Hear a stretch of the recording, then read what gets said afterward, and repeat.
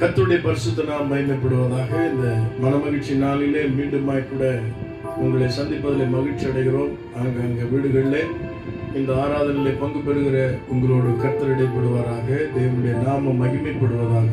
நாம் ஜெபிப்போம். எங்களை நேசிக்கும் நல்ல ஆண்டவரே, பரலோக பிதாவே, இப்படி குமாரனாகிய இயேசு கிறிஸ்துவின் நாமத்தினால் இந்த காலை மனமகிழ்ச்சி நாளின் ஆராதனையிலே நாங்கள் உங்களை துதித்து பாடும் இந்த திருவசனத்தை தியானிக்கும் எங்களை அர்ப்பணித்து ஜெபிக்கும் எங்களை ஒப்புக் கொடுக்கிறோம். தொடர்ந்து எங்களோடு இடைப்படுவீராக. பரிசுத்த ஆவியான முழு பொறுப்பெடுப்பீராக. தேவ நாமம் மகிமைப்படுவதாக. இயேசு கிறிஸ்துவின் மூலம் வேண்டுகிறேன் நல்ல பிதாவே, ஆமென். கர்த்தரை என்றும் நம்பிக்கையாக கொண்டவன் எவனோ பாக்கியவான். வருத்தமின்றி வறட்சி காலத்தில் தப்பாமல் நீ தருவான். அவன் தப்பாமல் கனி தருவான்.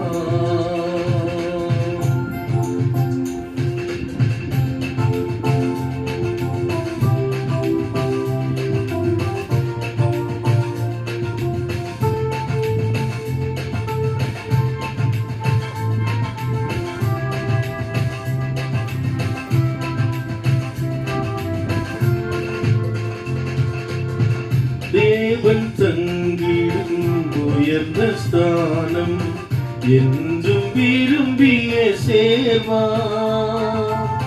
தேவன் தங்கிடும் உயர்ந்த ஸ்தானம் என்றும் விரும்பிய சேர்வார். நிலைத்திருந்தே கனி தந்திட உணர்வின் ஜீவியம் அவசியமே. நிலைத்திருந்தே கனி தந்திட உணர்வின் ஜீவியம் அவசியமே. கர்த்தரை என்றும் நம்பிக்கையாக கொண்டவன் எவனோ பாக்கியவான். வருத்தமின்றி வறட்சி காலத்தில் தப்பாமல் கனி தருவான். அவன் தப்பாமல் கனி தருவான்.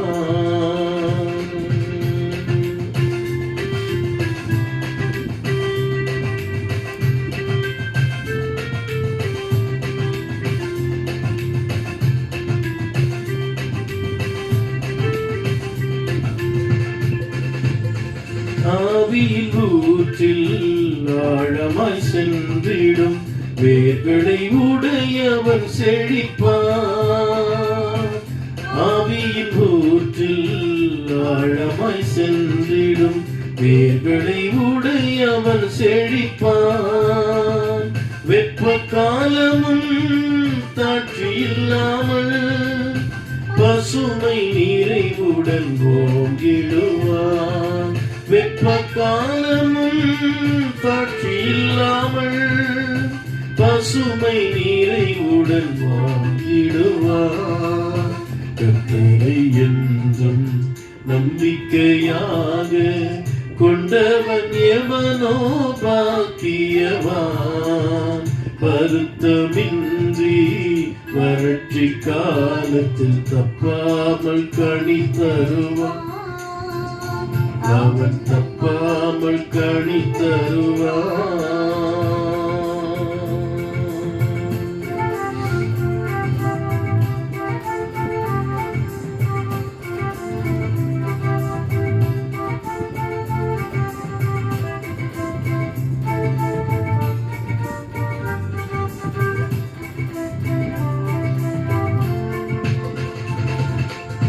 மாம்சபலத்தை நம்பிடாமல் நீ கர்த்தரை என்றுமே சார்வார். மாம்சபலத்தை நம்பிடாமல் நீ கர்த்தரை என்றுமே சார்வார். ஜீவ ஊற்றினை விளக்காமலே தேவன் விரும்பிடும் கனி தருவார். ஜீவ ஊற்றினை விளக்காமலே தேவன் விரும்பிடும் கனி தருவார். என்றும் நம்பிக்கையாக கொண்டவன் எவனோ பாக்கியவான். வருத்தமின்றி வறட்சி காலத்தில் தப்பாமல் கனி தருவான். அவன் தப்பாமல் கனி தருவான்.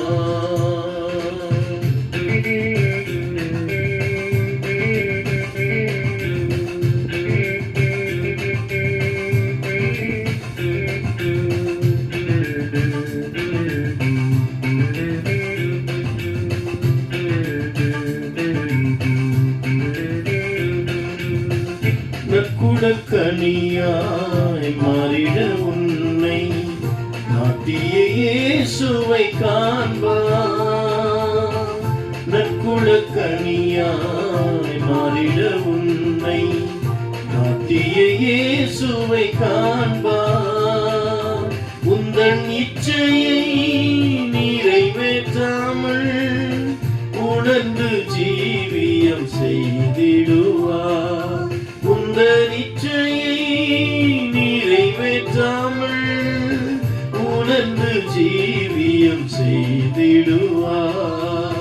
கர்த்தரை என்றும் நம்பிக்கையாக கொண்டவன் எவனோ பாக்கியவான்.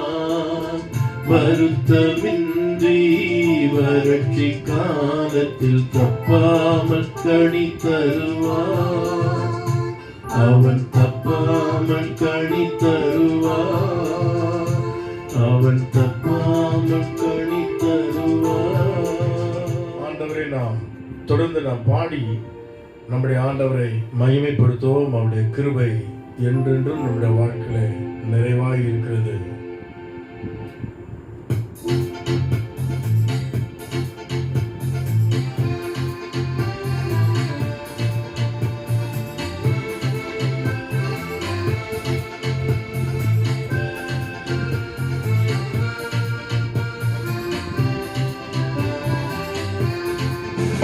தேவர் கிருபை என்றும் உள்ளது.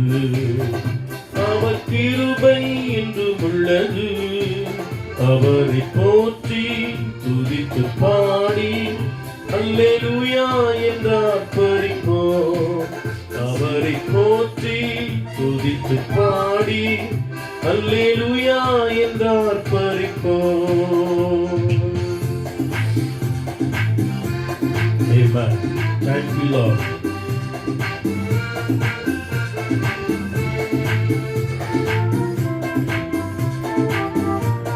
Jesus.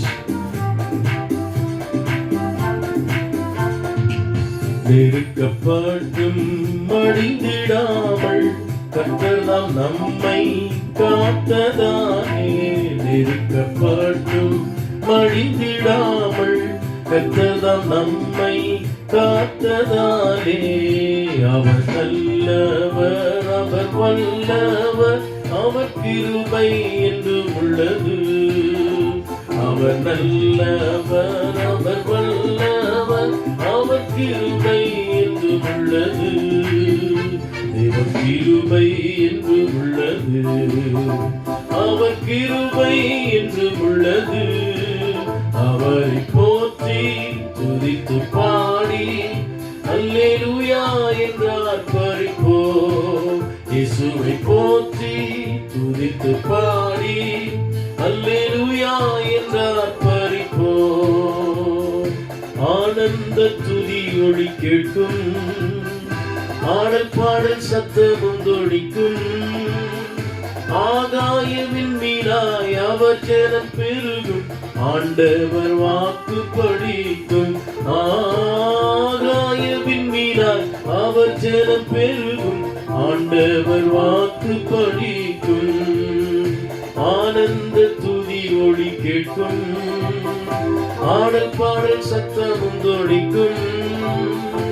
ஆகாயவின் மீனாய் அவர் ஜனம் பெருகும். ஆண்டவர் வாக்கு படிக்கும். ஆகாயவின் மீனாய் அவர் ஜனம் பெருகும். ஆண்டவர் வாக்கு படிக்கும். நிச்சயமாகவே அவருடைய ஜனம் பெருகும். நம்முடைய தேவன் பெரிய காரியங்களை செய்ய அவர் வல்லவராயிருக்கிறார்.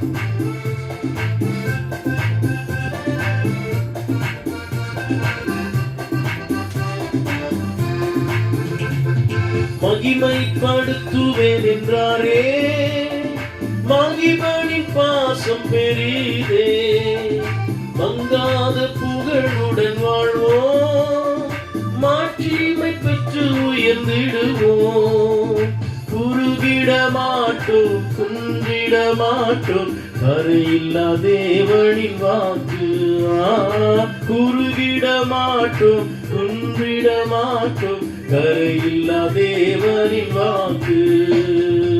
ஆனந்த துதியொடி கேட்கும், ஆடல் பாடல் சத்தம் தொடிக்கும், ஆகாய விண்ணிலாய் அவர் ஜனம் பெருகும், ஆண்டவர் வாக்கு பலிக்கும். ஆகாய விண்ணிலாய் அவர் ஜனம் பெருகும், ஆண்டவர் வாக்கு பலிக்கும். இந்த தேவன் உனக்குள்ளும் எனக்குள் இருக்கிற தேவனாயிருக்கிறார். இந்த தேவன் உனக்காக பெரிய காரியங்களை செய்ய வல்லவராயிருக்கிறார். ஆமென். அந்த தேவன் மேல் நாம் விசுவாசம் வைத்து தொடர்ந்து நாம் மகிமைப்படுத்திக் கொண்டே இருப்போம்.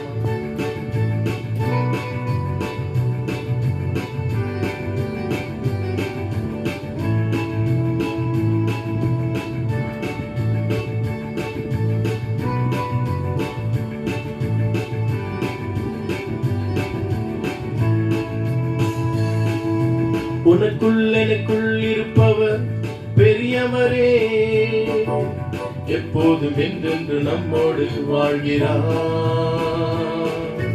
உனக்குள் எனக்குள் இருப்பவர் பெரியவரே, எப்போதும் என்றென்று நம்மோடு வாழ்கிறார். பெரிய காரியம், பெரிய காரியம், பெரிய காரியம் நமக்காய் செய்திடுவார். பெரிய காரியம், பெரிய காரியம், பெரிய காரியம் நமக்காய் செய்திடுவார். பார்வோனின் சேனை உன்னை தொடர்ந்தாலும், தடைகள் என் கண் முன்னே தெரிந்தாலும், பார்வோனின் சேனை என்னை தொடர்ந்தாலும், தடைகள் என் கண் முன்னே தெரிந்தாலும், பெரிய காரியம், பெரிய காரியம் நமக்காய் செய்திடுவார். பெரிய காரியம், பெரிய காரியம், பெரிய காரியம் நமக்காய் செய்திடுவார். அல்லேலூயா தேவனுக்கே, அல்லேலூயா கர்த்தருக்கே, அல்லேலூயா பரிசுத்தருக்கே, அல்லேலூயா ராஜனுக்கே, அல்லேலூயா தேவனுக்கே. ஆமென். அல்லேலூயா கர்த்தருக்கே, அல்லேலூயா பரிசுத்தருக்கே, அல்லேலூயா ராஜனுக்கே. சபையில் உம்மை அழைத்திடுவோம், சகாயம் பெற்று வாழ்ந்திடுவோம், சாத்தானை என்றும் ஜெயித்திடுவோம், சாகும் வரையில் உழைத்திடுவோம், சாத்தானை என்றும் ஜெயித்திடுவோம், சாகும் வரையில் உழைத்திடுவோம். அல்லேலூயா தேவனுக்கே, அல்லேலூயா கர்த்தருக்கே. ஆமென். அல்லேலூயா பரிசுத்தருக்கே, அல்லேலூயா ராஜனுக்கே. பெரிய காரியங்களை செய்வார். நம்முடைய சபையாகிய மந்தை அவர் பெருகச் செய்வார். அவர் நமக்காக ஜீவனை தந்தவர். அவர் நிச்சயம் நம்மை வாழ வைப்பார். விசுவாசத்தோடு நாம் அவரை துதித்துக் கொண்டே இருப்போம். ஆராதனை ஆராதனை ஆராதனை ஓ நித்தியமானவரே, ஆராதனை ஆராதனை ஆராதனை ஓ நித்தியமானவரே. நீரே நிரந்தரமானவர், நீரே கனத்துக்கு பாத்திரர், நீரே மகிமை உடையவர், உம்மை என்றென்றும் ஆராதிப்பேன். நீரே நீரே கனத்துக்கு பாத்திரர், நீரே மகிமை உடையவர், உம்மை என்றென்றும் ஆராதிப்பேன். ஒருவரே நமக்கு நிரந்தரமானவர், நித்திய வாழ்வுக்காக நம்மை அழைத்து செல்பவர். அதை உணர்ந்தவர்களாக நாம் தேவனை மகிமைப்படுத்தும்.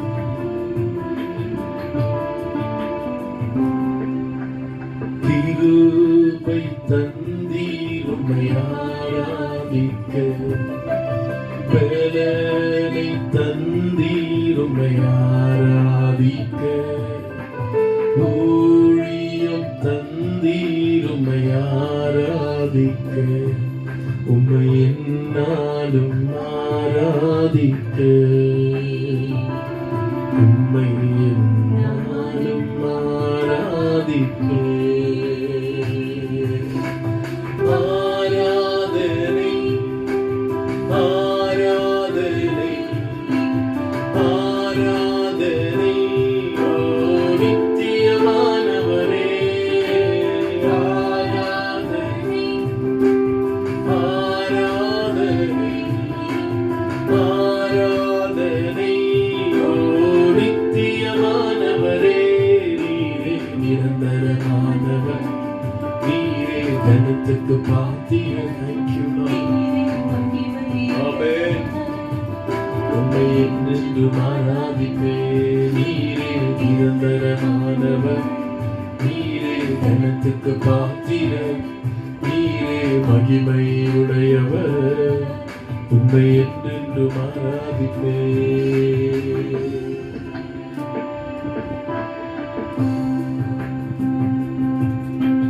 ஹalleluya. உம்முடைய நாமத்தை நாங்கள் உயர்த்துகிறோம் ஆண்டவரே. நீர் ஒவ்வொரு நாளும் எங்களை நடத்தின எல்லா விதங்களை நினைக்கிறோம். நீர் ஒருவரை கனத்துக்கும், நீர் ஒருவரை மகிமைக்கும் பார்த்தேன். நம்முடைய நாமமே மகிமைப்படுவதாக.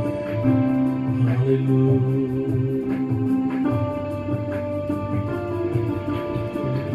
நம்முடைய நாமத்தை நாங்கள் உயர்த்திக் கொண்டே இருக்கிறோம் ஆண்டவரே. எங்களுக்கு ஜீவனை தந்து வாழ வைத்தவர், இதுவரைக்கும் எங்களை நடத்தினீரே. நீ செய்த நன்மைகள் ஏராளம் ஏராளம் ஆண்டவரே. உமது அன்புக்காக, உமது கிருபைகளுக்காக உம்மை நன்றியோடு ஸ்தோத்திரிக்கிறோம் ஆண்டவரே. என் துணியாலும் உம்மை வாழ்த்துவேன், உம் நாமம் போற்றுவேன், எல்லாம் நீரே என் ஆண்டவா. ஒரு விஷயம் அவரை நாம் வாழ்த்தலாம். ஆண்டவரே, உம்முடைய அன்பை நினைத்து, உம்முடைய கிருபை நினைத்து என் தொழியாலுமே நான் வாழ்த்துகிறேன். நன்றி இயேசுவே என்று அவரை பார்த்து சொன்னார். நன்றி இயேசுவே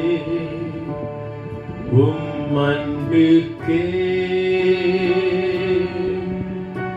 நன்றி இயேசுவே உம் கிருபைக்கே, என் துணியாலும் உம்மை வாழ்த்துவேன், உம் நாமம் போற்றுவேன், எல்லாம் நீரே என் ஆண்டவா. Thank you Jesus, for your love to me. Thank you, Jesus, for your grace so free.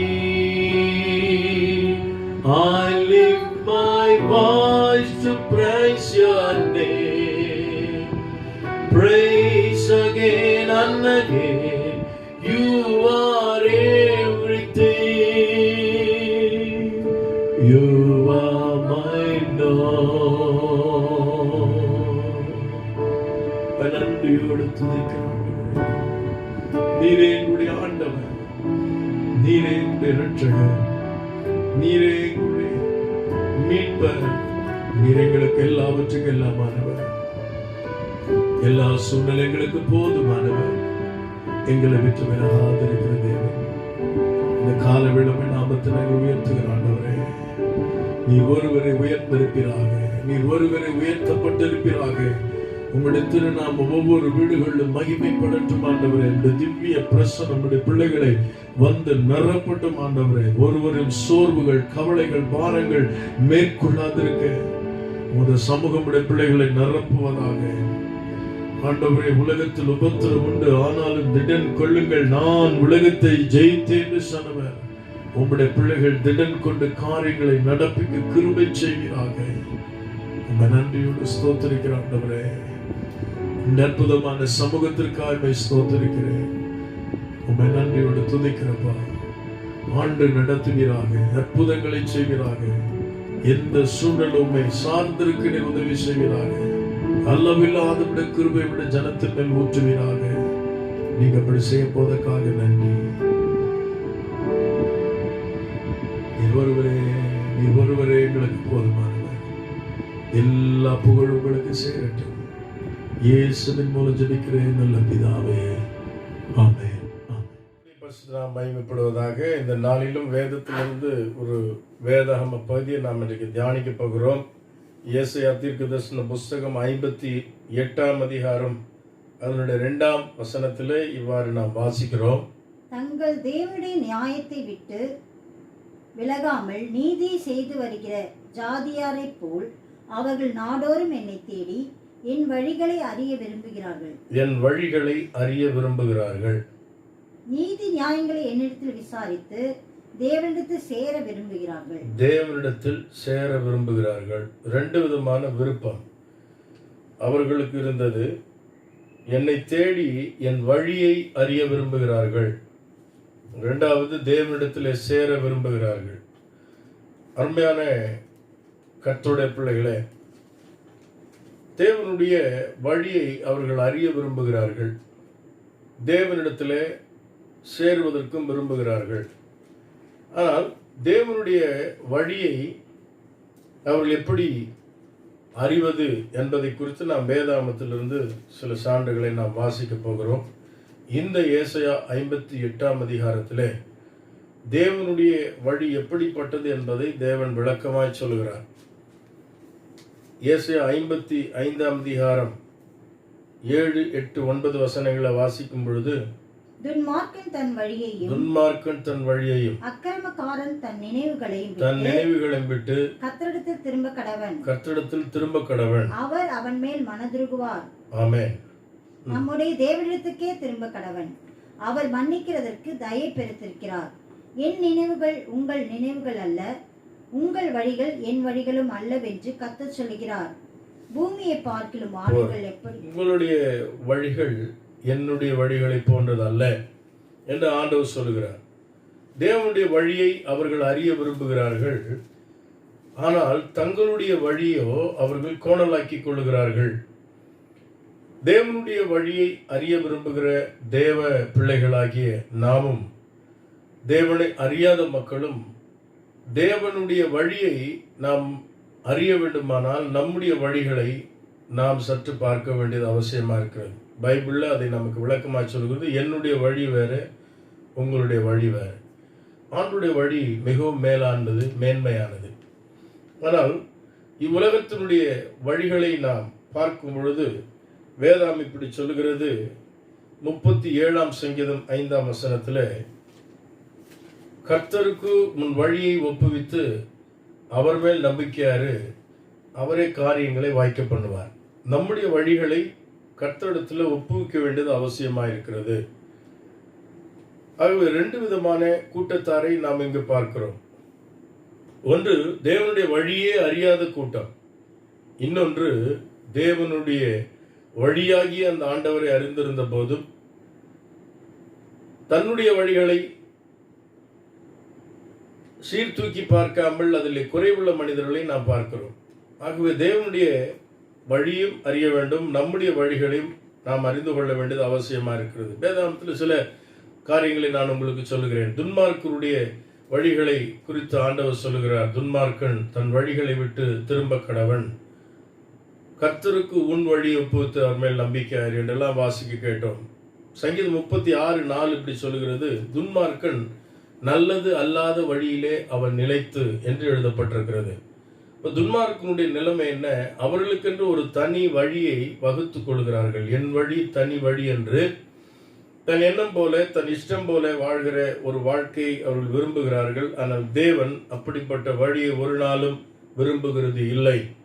அதைத்தான் எசேக்கியேலின் புஸ்தகத்தில் வாசிக்கிறோம். 22ஆம் அதிகாரம் 30-31 வசனங்களில் எசேக்கியேல் தீர்க்கதரிசியை கொண்டு ஆண்டவர் சொல்லுகிறார். இந்த வசனம் நாம் அதிகமாக இந்த நாட்களில் நாம் படித்து கொண்டிருக்கிறோம்.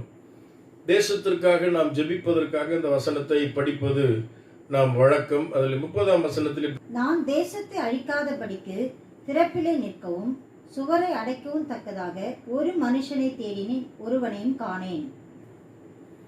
29ஆம் வசனத்தில் இப்படி சொல்லுகிறது, தேசத்தின் ஜனங்கள் இடுக்கண் செய்து கொள்ளையடித்து சிறுமை எளிமையானை ஒடுக்கி அந்நியனை அநியாயமாய் துன்பப்படுத்துகிறார்கள்.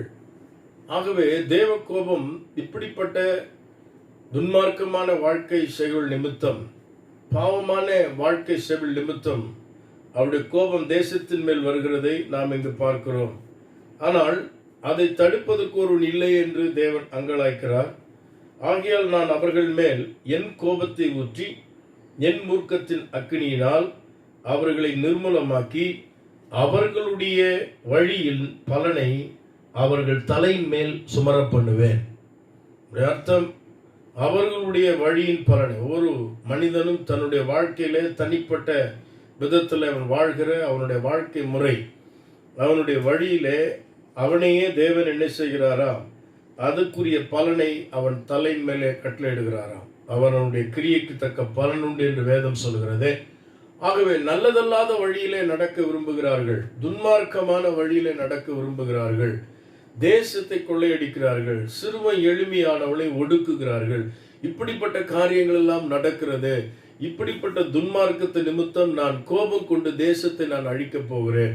ஆகவே திறப்பில் நிற்கும் சுவர்களை அடைக்கும் ஒருவனை தேடினேன் என்று இந்த வசனம் வாரி சொல்லுகிறது. அருமையான தேவனுடைய பிள்ளைகளே, ஆகவே தேவனுடைய வழியை அறிய அவர்கள் விரும்புகிறார்கள், தேவனிடத்தில் சேர விரும்புகிறார்கள். ஆனால் அவர்களுடைய வழியை அவர்கள் உணராதிருக்கிறார்கள் என்பதை பார்க்கிறோம். ஆகவே துன்மார்க்கன் தன் வழியை விட்டு, தன் நினைவுகளை விட்டு, நல்லதல்லாத வழியிலே வாழ்கிற அந்த வாழ்க்கையை விட்டு, மற்றவர்களுக்கு தீமை செய்கிற அப்படிப்பட்ட பொல்லாத வழியை விட்டு அவர்கள் தேவனிடத்திற்கு திரும்ப வேண்டும் என்பதை தேவனாகிய கர்த்தர் விரும்புகிறதை நாம் வாசிக்கிறோம். ஏனென்றால் இப்படிப்பட்ட வாழ்க்கை செயலுடைய நிலைமை என்ன ஆகும்? தேவன் அவருடைய வழி பலனை அவர்கள் மேலே நான் அதை அனுப்புவேன் என்று சொல்லுடைய பொருள், அதனுடைய ஆக்கினை அவர்கள் மேல் வந்து அவர்கள் நிர்மூலமாவார்கள் என்று நாம் பார்க்கிறோம். ஆகவேதான் சங்கீதங்களை நான் இவ்வாறு வாசிக்கிறோம். 2ஆம் சங்கீதத்திலே 12ஆம் வசனத்திலே இவ்வாறு சொல்லுகிறது, குமாரன் கோபம் கொள்ளாமலும் நீங்கள் வழியிலே அழியாமலும் இருக்க அவரை முத்தம் செய்யுங்கள். கொஞ்ச காலத்திலே அவருடைய கோபம் பற்றி எரியும். அவரை அண்டிக் கொள்ளுகிற யாவரும் பாக்கியவான்கள். வழியிலே அழிந்து விடக்கூடாது, தன் வழிகளை சீர்தூக்கி பார்க்க வேண்டும். ஆகவே இப்படிப்பட்ட துன்மார்க்கமான வழியிலே, நல்லதல்லாத வழியிலே வாழ்கிற மனிதர்களாய் ஒருவேளை இந்த சத்தத்தை கேட்கிறவங்களில் யாராகிலும் அப்படி இருப்பேன் என்று சொன்னால், ஒருவேளை உங்களுடைய வழிகளை கர்த்தருக்கு ஒப்பித்து அவர் மேல் நம்பிக்கையாருங்கள். ஆண்டவர் உங்களுக்கு காரியங்களை வாய்க்க பண்ணுவார். எனக்கு அருமையான தேவ ஜனமே, நல்லதல்லாத வழியிலே நடப்பதை தேவன் ஒரு நாள் விரும்பவில்லை. நீங்கள் வழியிலே அழிவதை தேவன் ஒரு நாளும் விரும்பவில்லை. உங்களுடைய வாழ்க்கை பயணத்திலே ஆமென், நீங்கள் உன் எண்ணம் போல வாழ்கிற வாழ்க்கையிலே அழிவதை தேவன் ஒரு நாளும் விரும்பவில்லை.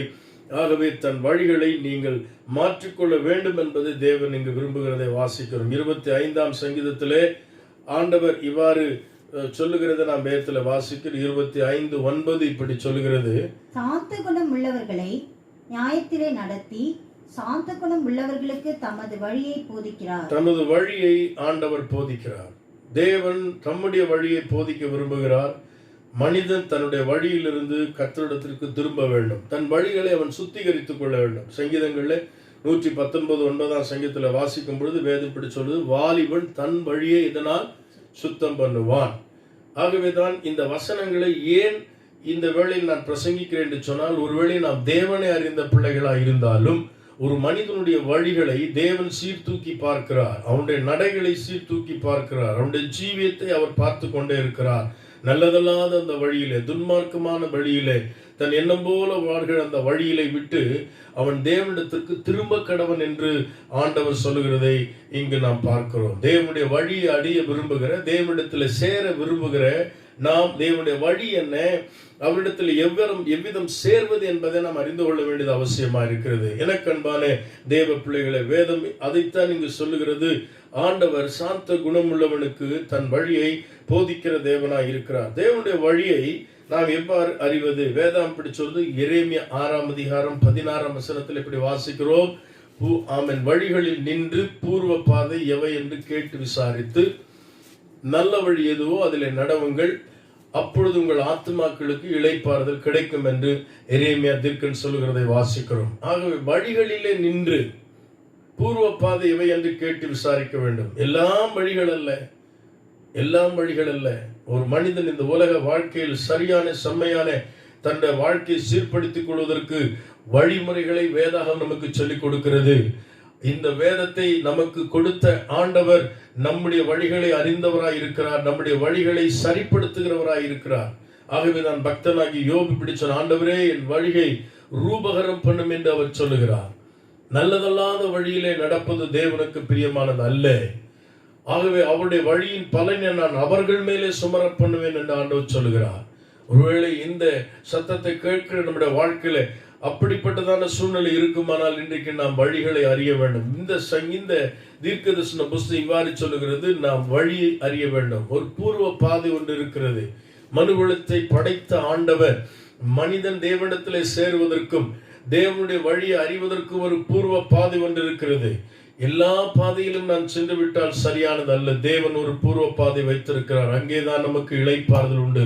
இயேசு சொன்னார், என்னிடத்தில் வருகிறவனுக்கு இளைப்பாறுதல் உண்டு என்று சொல்கிறார். வருத்தப்பட்டு பாரம் சுமக்கிற இடத்துல வாருங்கள், நான் உங்களுக்கு இளைப்பாறுதல் ஆமென் தருவேன் என்று சொன்ன அந்த ஒரே ஒரு தெய்வன் தான் வழியாக இருக்கிறார் என்று பரிசுத்த வேதாகமம் சொல்கிறது. நீங்கள் வாசித்து பாருங்கள். யோவான் 14:15-16 ஆண்டவராகிய இயேசு கிறிஸ்து வாரத்துடைய சீடலை பார்த்து சொன்னார், நானே வழியும் சத்தியமும் ஜீவனுமாய் இருக்கிறேன், என்னாலே அல்லாமல் ஒருவரும் பிதாவிடத்தில் வரான் என்று இயேசு சொல்லியிருக்கிறார். ஆகவே அவர்தான் வழியா இருக்கிறார். ஒரு மனிதனுடைய வழியை மாற்றி அந்த மனிதனுடைய வாழ்க்கையில அவரே வழியாக மாறிவிடுகிறார். அவர் வழி நடப்பவர்கள் தேவ வழியை அறிந்து கொள்ள முடியும். தேவ வழியிலே நடக்க விரும்புகிறவர்கள் தேவ ராஜ்யத்துக்குள்ளே செல்ல முடியும். ஆகவே நம்முடைய வழியிலே நாம் நடந்து இவ்வுலகத்திலே வாழ்வோம் என்று சொன்னால் ஆண்டவர் எசேக்கியேல் தீர்க்கதரிசியின் மூலமாய் சொல்லுகிறார், அவருடைய வழியின் பலனை அவர்கள் மேலே நான் சுமர பண்ணுவேன். எனக்கு அன்பான தேவ ஜனமே, ஆகவே தேவ வழியை அறிய விரும்புகிற நீங்கள் பொல்லாத வழிகளை விட்டு நாம் தேவனிடமாய் திரும்ப வேண்டும் என்று சொல்லி துன்மார்க்கமான வழியை, நல்லதல்லாத அந்த வழியை, தேவன் விரும்பாத பொல்லாத அந்த வாழ்க்கை ஜீவியத்தை தேவன் மாற்றிக்கொள்ளும்படியாக அவரே உங்கள் வாழ்க்கையின் வழியாக மாறிவிடும்படி உங்கள் வாழ்க்கையில் அவர் செயலாற்றுகிறவராய் இருக்கிறார். இந்த ஆண்டவராகிய இயேசு கிறிஸ்துவை ஏற்றுக்கொண்ட நம்முடைய அவருடைய பிள்ளைகளாகிய நம்முடைய வாழ்க்கையில அவரே வழியாக இருந்து அவரே நம்மை வழி நடத்துகிறது வேதாகமத்திலே நாம் பார்க்கிறோம். ஆகவே தேவனுடைய பிள்ளைகளே, ஆண்டவர் புதிய வழியை நம்முடைய வாழ்க்கையில உண்டு பண்ணுகிறவர். ஏசாயா தீர்க்கதரிசன புஸ்தகம் 43ஆம் அதிகாரம் 18-19 வசனங்களை நாம் இவ்வாறு வாசிக்கிறோம். முந்தினவைகளை நினைக்க வேண்டாம், கடந்த நாட்கள் நான் இப்படி ஜீவித்து விட்டேனே, கடந்த நாட்களில் என் வாழ்க்கையில் இப்படிப்பட்ட தவறுகளை செய்து விட்டனே, அதையே எண்ணி வருந்தி கொண்டு இருக்க வேண்டாம். ஆண்டவர் ஒரு புதிய வழியை உங்களுக்காக திறக்கிறவராய் இருக்கிறார். இந்த வசனம் இப்படி சொல்லுகிறது, பூர்வமானவைகளை சிந்திக்க வேண்டாம். இதோ நான் புதிய காரியத்தை செய்கிறேன், இப்பொழுதே அது தோன்றும், நீங்கள் அதை அறியீர்களா? நான் வனாந்திரத்திலே வழியையும் அவாந்திர வெளியிலே ஆறுகளையும் உண்டாக்குவேன். ஒரு வழியை உண்டு பண்ணுகிற தேவனாய் இருக்கிறார். எனக்கு அன்பான தேவ ஜனமே, ஒரு புதிய வழியை உங்கள் வாழ்க்கையிலே அவர் ஏற்படுத்த வல்லவராய் இருக்கிறார் என்று பரிசுத்த வேதம் சொல்கிறது. ஆகவேதான் இவ்வுலக வாழ்க்கையில ஒரு பக்கம் தேவனை அறியாத மக்கள் தான் வழி தெரியாமல் தன் எண்ணம் போல வாழ்ந்து தேவனுடைய கோபாக்கினைக்கு ஆளாகிறார்கள். மற்றொரு புறம் தேவனை அறிந்த பின்பும் தேவ வழி நடக்க தெரியாதவள் அநேகருடைய வாழ்க்கையில தடுமாறி கொண்டிருக்கிறதை பார்க்கிறோம். அதை ஆகாயின் புஸ்தகத்தில் இவ்வாறு நாம் வாசிக்கிறோம். ஆகாய் தீர்க்கதரிசன புஸ்தகம் 1 இப்படி சொல்கிறது, உங்கள் வழிகளை சிந்தித்து பாருங்கள் என்று ஆண்டவர் சொல்லுகிறார். ஏன் இவ்வாறு சொல்லுகிறார்? அவர்கள் தேவ ஜனங்கள் தான், ஆனால் அவர்களுடைய வழியை சிந்தித்து பார்க்கணும். நான் வாழ்கிற இந்த வாழ்க்கை சரிதானா? நான் ஜெபிக்கிறேன், ஆலயம் செல்கிறேன், வேதம் வாசிக்கிறேன், கர்த்தருக்காக வாழ்கிறேன், ஆனால் நான் கடந்து போகிற இந்த வழி சரிதானா என்பதை சிந்தித்து பார்க்க வேண்டும். அன்றைக்கு ஆகாயின் புஸ்தகத்தில் இந்த ஜனங்களுக்கு சொன்னது, நீங்கள் தேவனுடைய பெட்டி கூடாரத்தில் இருக்கையில் நீங்கள் மச்சுப்பாவி வீடுகள் இருக்கிறீர்களே, ஆகவே தேவனுடைய ஆலயத்தை குறித்த ஒரு கரிசனை உங்களுக்கு இல்லையே என்று சொல்லி ஆண்டவர் சொல்லுகிறார், நீங்கள் உங்கள் வழியை சிந்தித்து பாருங்கள். ஏன் அவ்விதமான அங்கு ஒரு சூழ்நிலை வந்தது? அவர்கள் தேவனிடத்தில் முறையிடுகிறார்கள். அவருடைய நிலைமை இப்படி இருக்கிறது.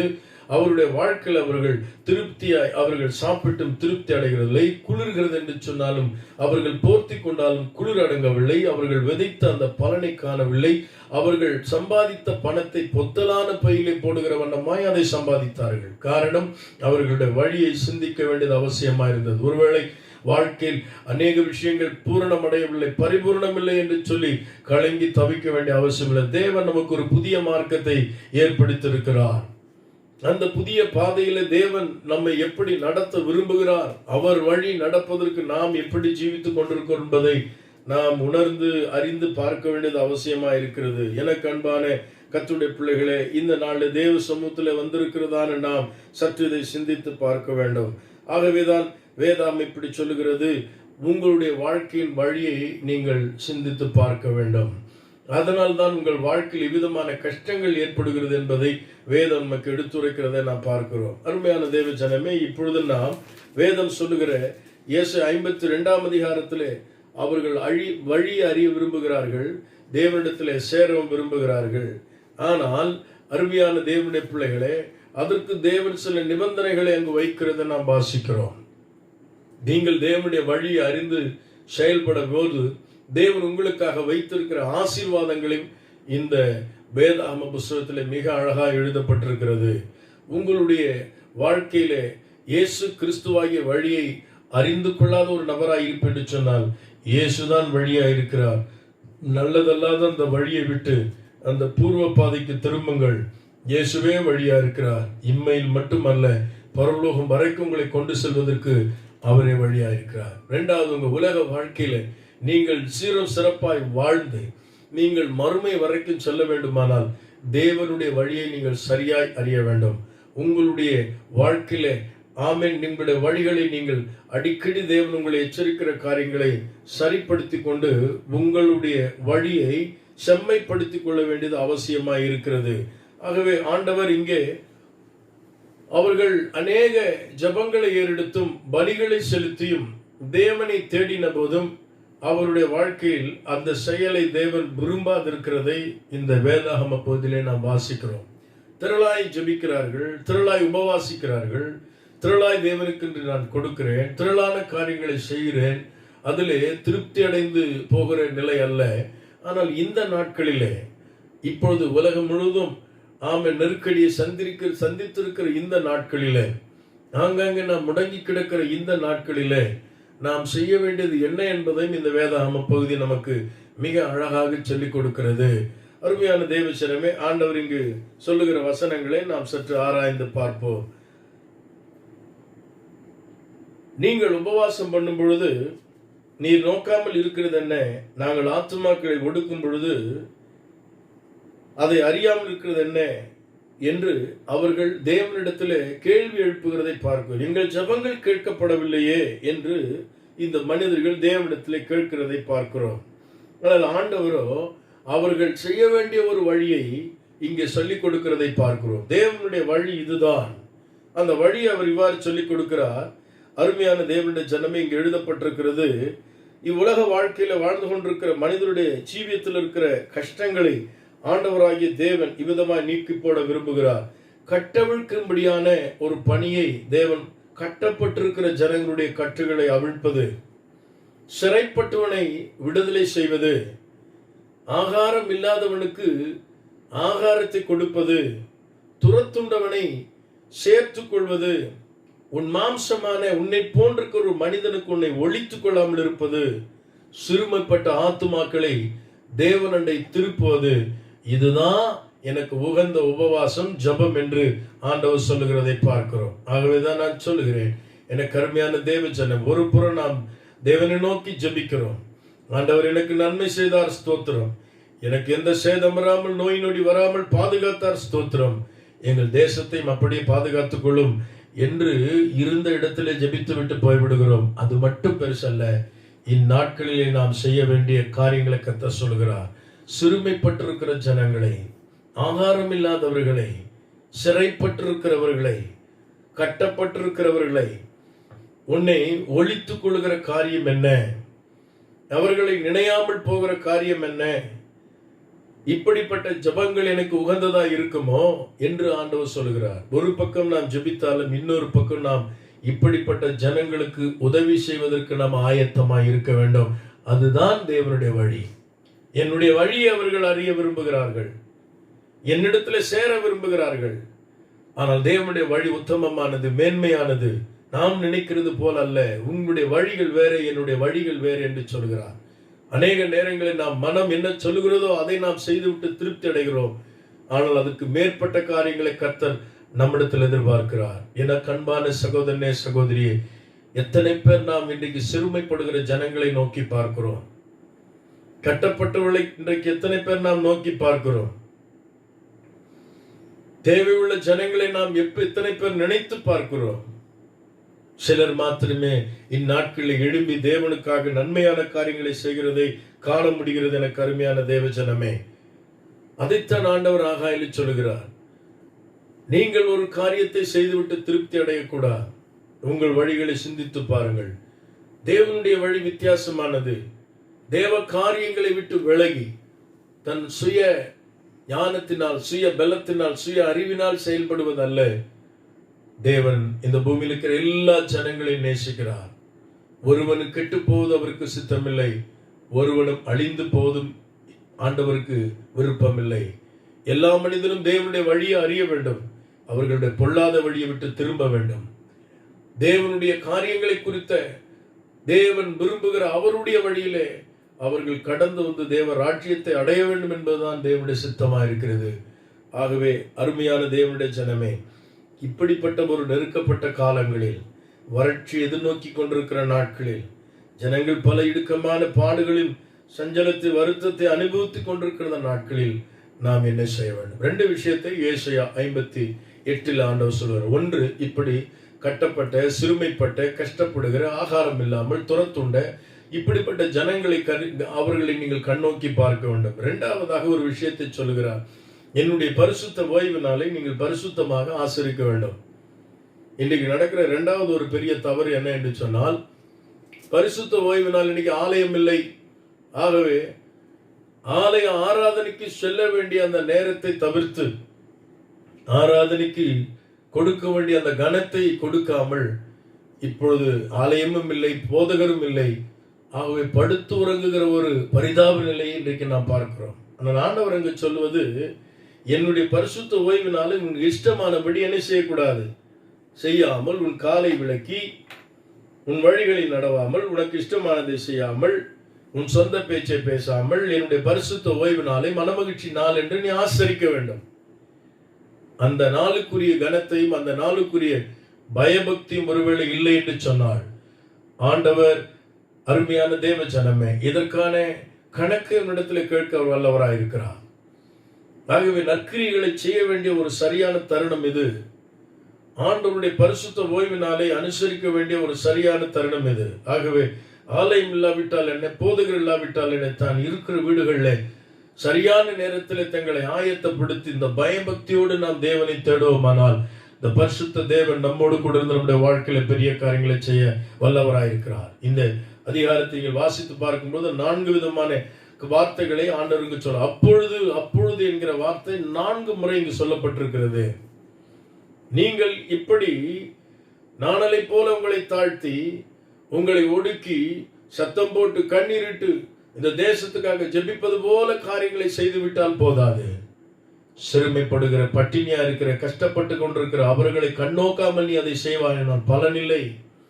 2வது, பரிசுத்த நாளை நீ ஓய்வு நாளை அனுசரிக்காமல், கொஞ்சம் கூட பயபக்தி இல்லாமல், ஆண்டவரை தொழ வேண்டிய அந்த நாளை தொழாமல், உன் இஷ்டம் போல நீ அந்த நாளை அனுபவித்து விட்டு இந்த தேசத்துக்காய் ஜெபித்தால் அதனால் பலன் வரப்போகிறது இல்லை.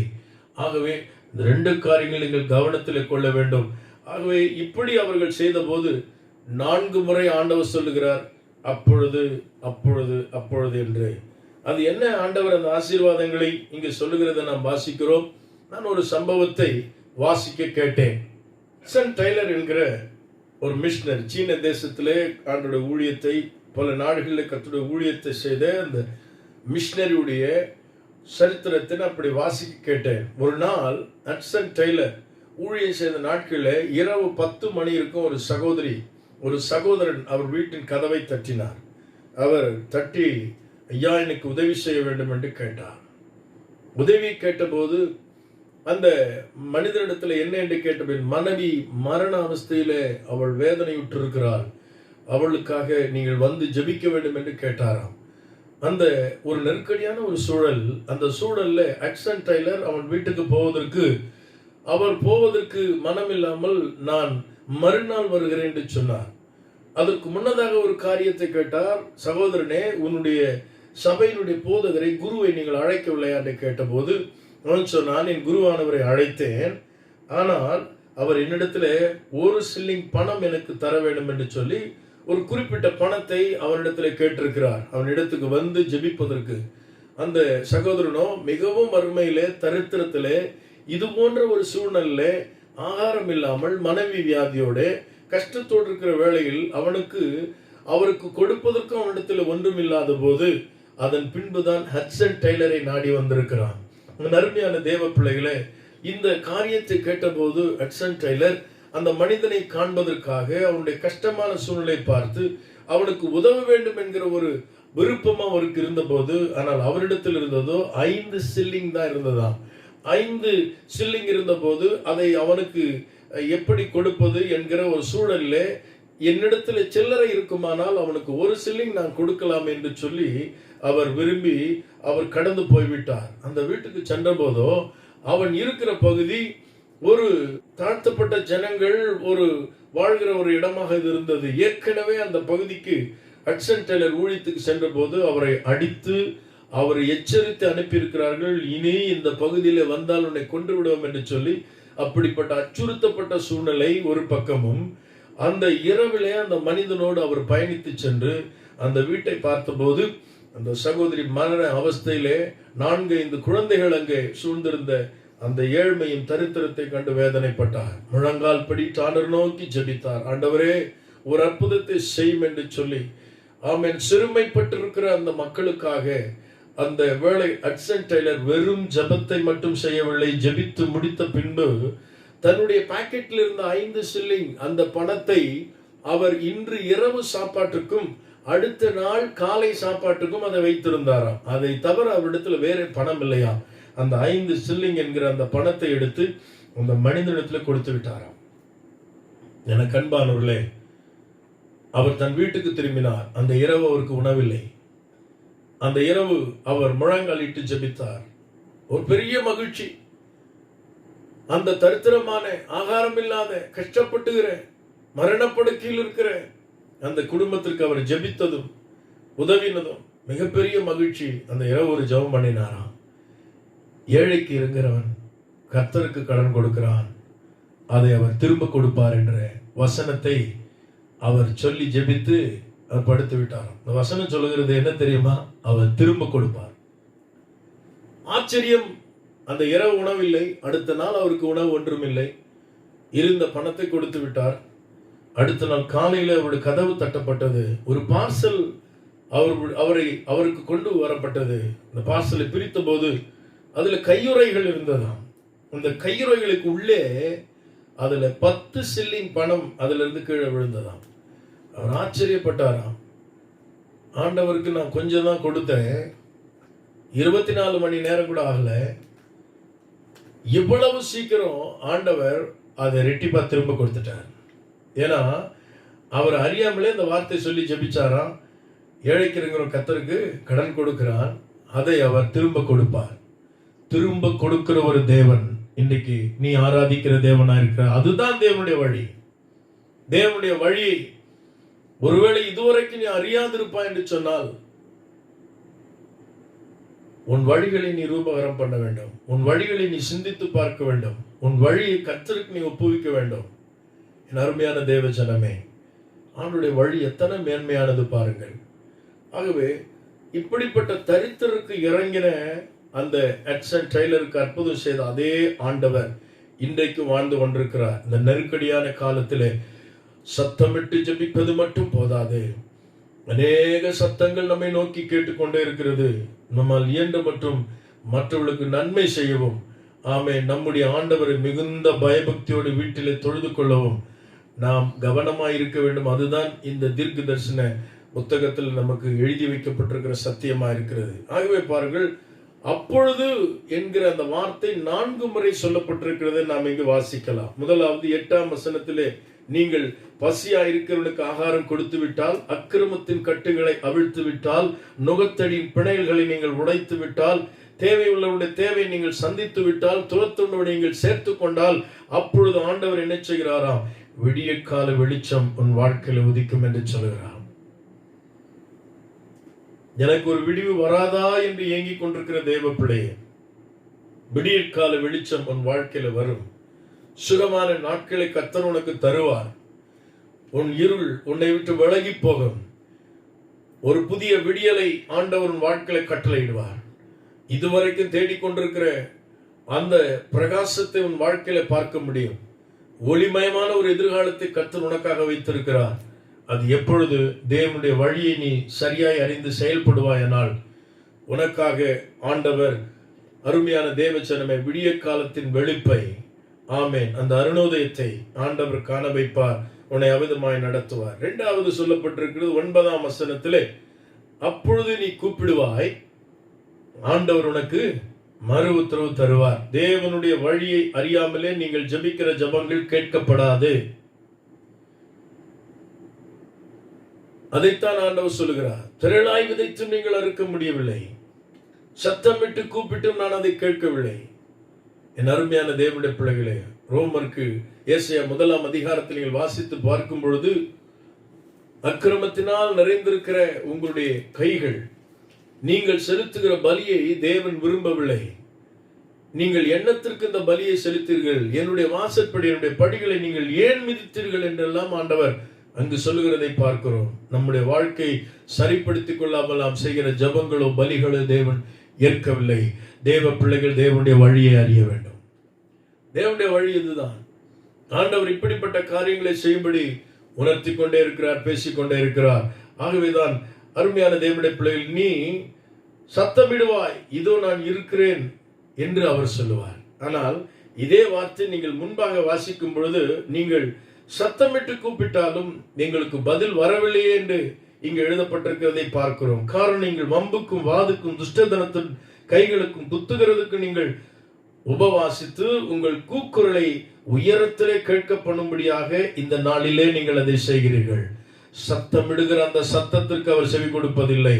ஆனால் அவருடைய சித்தத்தின்படி நீங்கள் இவ்விதமான நற்கிரிகளை செய்து நீங்கள் ஜெபிக்கும் பொழுது, அப்பொழுது நான் உங்கள் ஜெபத்திற்கு செவி கொடுப்பேன் என்று ஆண்டவர் வாக்கு கொடுக்கிறார். 3வதாக அவர் அப்பொழுது என்ன செய்கிறாராம்? பசி உள்ளவனுக்கு நீ ஆகாரம் கொடுத்து, சிறுமைப்பட்டவனை, அவனுடைய ஆத்மாவை நீ திருப்திப்படுத்தும் பொழுது, சிறுமைப்பட்டவன் மேல் சிந்தை உள்ளவன் பாக்கியவான் என்று வேதம் சொல்லுகிறது. நீங்கள் அப்படி செய்யும் பொழுது நடக்கிற மூன்றாவது காரியம் என்ன? ஆண்டவர் அங்கு சொல்லுகிறார், இவ்வாறு சொல்லுகிறார், வறட்சியான காலங்களை அவர் உன்னை என்ன செய்வாராம்? திருப்தியாக்கி, உன் ஆத்மாவை திருப்தியாக்கி, உன் எலும்புகளை நினமுள்ளதாக்கி, வற்றாத நீரூற்றை போல நீர்ப்பாய்ச்சலான தோட்டத்தை போலும் நீ இருப்பாய். பொதுவா இந்த வசனத்தை எல்லாத்துக்கும் ஆசீர்வாதத்துக்கு நம்ம இதை சொல்லிடுவோம். ஆனால் இது அவ்வளவு லகுவாய் சொல்லப்படுகிற ஆசீர்வாதம் அல்ல. அதை யாரும் பெற்றுக்கொள்ள முடியாது. தேவனுடைய வழியிலே நாம் வராமல், தேவன் விரும்புகிற வழியின்படி நாம் ஜீவிக்காமல், இந்த வற்றாத நீர் ஊற்றும் நீர்ப்பாய்ச்சலான தோட்டமும் உனக்கு கிடையாது. என் அருமையான தேவ ஜனமே, ஆகவே இது யாருக்கு சொல்லப்பட்டிருக்கிறது? சிறுமைப்பட்டவனை திருப்தியாக்குகிறானே, பசியுள்ளவனுக்கு ஆகாரம் கொடுக்கிறானே, அவனுடைய ஊற்று தான் வற்றாமல் இருக்கும். அவன்தான் செழிப்பான தோட்டத்தை போல இருப்பான். அவனை தான் கர்த்தர் நித்தமும் நடத்துவார். அவனை தான் அவன் ஆத்மாவை திருப்தியாக்குவார். இந்த ஆசீர்வாதங்கள் அப்பொழுது அவனுக்கு கிடைக்கிறது. நான் ஒன்றன் பின் ஒன்றாக சொல்லுகிறேன். எனக்கு அருமையான தேவ ஜனமே, துரத்தொன்று நீ சேர்த்துக் கொள்வாயா? நுகத்தடியின் பிணைகளை கட்டப்பட்டிருக்கிற கட்டுகளை நீ அவிழ்ப்பாயா? அக்கிரமத்தின் கட்டுகளை வாழ்கிறவளை, அற்புதமான சூழ்நிலைகள் உனக்கு கொடுக்கப்பட்டிருக்குமானால் சுவிசேஷத்தை சொல்வதற்கு தொலைபேசியில் நீ அவளோடு பேசலாம். இந்த லாக்டவுனுக்கு பின்னாடி சுவிசேஷத்தை சொல்வதற்கு தேவன் வைராக்கியம் வாஞ்சையுடையவராய் தம்முடைய ஜனத்தை நிரப்பிக் கொண்டிருக்கிறார்.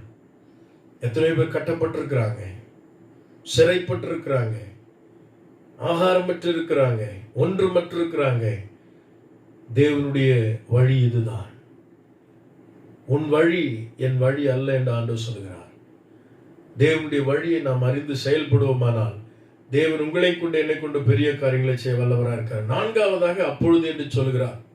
எப்பொழுது நீங்கள் கர்த்தருடைய பரிசுத்த ஓய்வினாலே நீங்கள் கண்ணியத்தோடு கனத்தோடு எப்படி சர்ச்சுக்கு வரும்போது எவ்வளவு பயபக்தியா வந்து அவரை ஆராதிப்பீங்களோ அதே வண்ணமா தயவு கூர்ந்து இதுவரைக்கும் நீங்க அப்படி செய்யலைன்னா இன்றையிலிருந்து ஒரு தீர்மானம் எடுங்க. ஆண்டவர் சொல்லுகிறார், அந்த அவர்களுடைய வழியிலேயே ஆண்டவர் அவர்களுடைய கோபாக்கினாலே அந்த வழியின் காரியங்களை அவர்கள் மேல் அவர் அனுப்பிவிடுவார் என்று எழுதப்பட்டிருக்கிறது. உங்கள் வழியை சிந்தித்து பாருங்கள். தேவ வழி நடப்பதற்கு உங்களை விட்டுக் கொடுங்கள். ஆகவே கர்த்தருடைய நாளை அனுசரியுங்கள். இது போன்ற செய்திகளை அனுப்பி கொண்டிருக்கும் பொழுது கூட அநேகர் இந்த செய்திகளை விரும்பி கேட்பதும் பார்ப்பதும் இல்லை. ஆனால் தேவன் இதன் வழியே பேசிக்கொண்டுதான் இருக்கிறார். தன் சபையோடு பேசிக் கொண்டிருக்கிறார். ஒருவேளை இந்த காரியங்களை அள்ளத்தட்டு வேண்டும் சொன்னால், என் அருமையான தேவஜனமே, என் அருமையான தேவஜன், இன்னும் நெருக்கடி காலங்கள் வரும் பொழுது நீ எப்படி தேவனுக்காக வாழ முடியும்? ஆகவே ஆண்டவருடைய வருகை சமீபித்திருக்கிறது. தேவன் சீக்கிரத்தில் வர இருக்கிறார். உலகத்தினுடைய முடிவுக்கு நாம் வந்திருக்கிறோம். எண்ணி பார்ப்போம். ஒரு பக்கம் தேவனுடைய வழியை அறியாத ஒரு கூட்டம், இன்னொரு பக்கம் தேவனுடைய வழியை அறிந்தாலும் தன் வழியை மாற்றிக்கொள்ளாமல் தேவ வழியில் நடக்க விருப்பம் இல்லாமல் வாழ்கிற ஒரு கூட்டம். இன்றைக்கு ஆண்டவருடைய அவரே வழி என்பதை அறிவோம். அவருடைய வழியிலே நடக்க நம்மை விட்டுக் கொடுப்போம். பரிசுத்த ஓய்வு ஆசரித்த போது அப்படி அந்த மனமகிழ்ச்சினாலே பயபக்தியோடு யாரெல்லாம் இந்த லாக்டவுன்ல உண்மையாகவே சண்டே வெள்ளிக்கிழமையில உபவாசித்து ஜெபித்து ஞாயிற்றுக்கிழமையில உண்மையாகவே அவர்கள் ஆலயத்துக்கு செல்கிற அதே நேரத்தில் அதே வண்ணமா எழும்பி கர்த்தரை நோக்கி ஜெபித்து ஆண்டவரை தொழுது கொள்வார்களானால் நான் சொல்கிறேன், அந்த குடும்பங்களுக்கு இந்த ஆசீர்வாதம் வருகிறது. ஆண்டவர் சொல்கிறார், அப்பொழுது பூமியிலே உயர்ந்த இடங்களில் உன்னை ஏறி வர பண்ணும்படி செய்வேன் என்று சொல்கிறார். உயர்ந்த நிலைக்கு கர்த்தர் உன்னை கொண்டு வருவாராம்.